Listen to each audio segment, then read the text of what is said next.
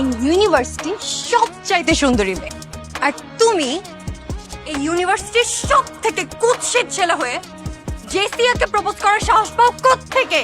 এই ছেলে, তোমার বাসায় আয়না নাই? বাসায় আয়না দেখো না?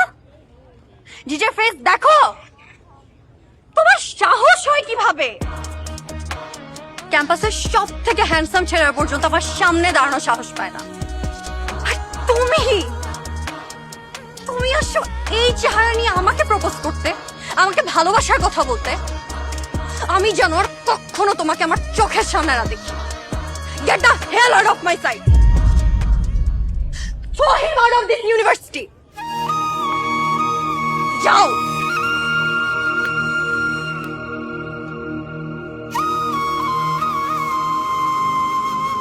ও সাহস হয় কেমনে?